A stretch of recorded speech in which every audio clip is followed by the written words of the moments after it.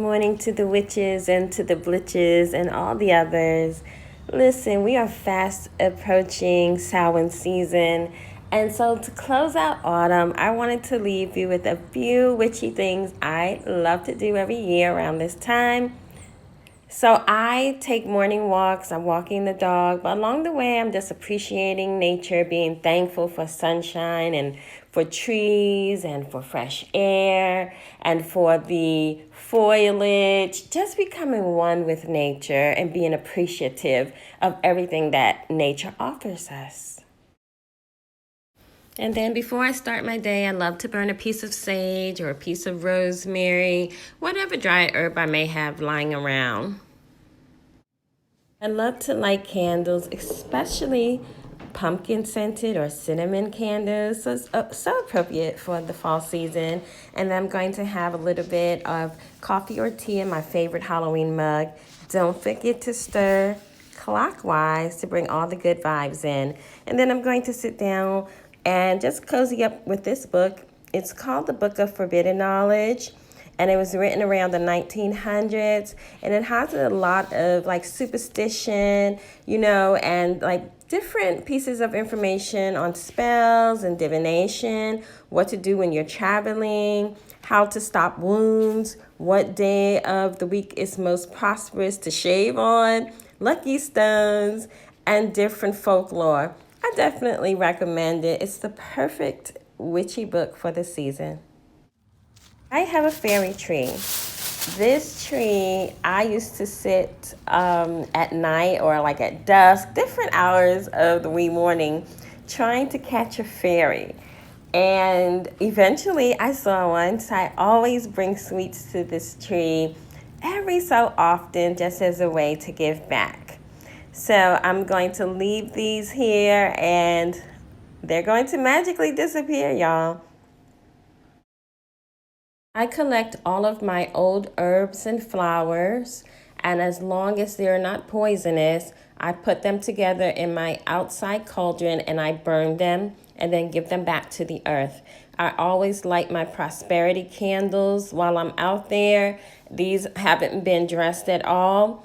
It's just a simple thankfulness ritual that I do. I'm not asking for anything. I am just giving back to the earth and just acknowledging the bounty. We use so much of nature's bounty to do the spells that we do.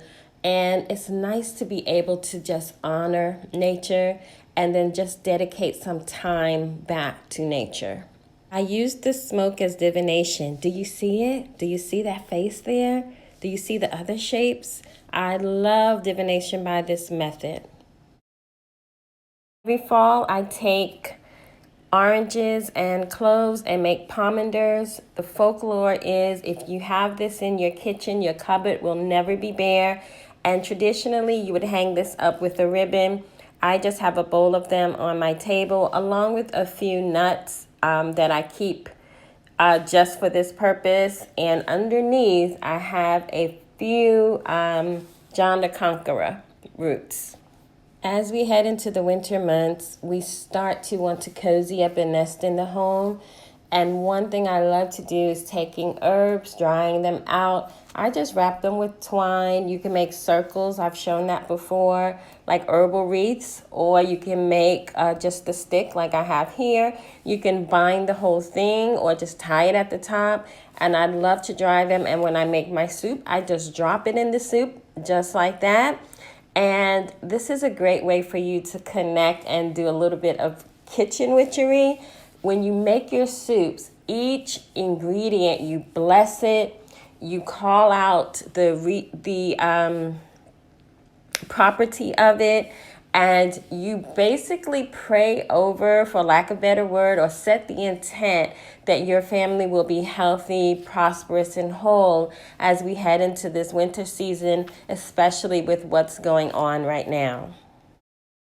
Last but not least, I make simmer pots. Yes, I'm obsessed with this. You can cater this to any intent that you wish to have in the home.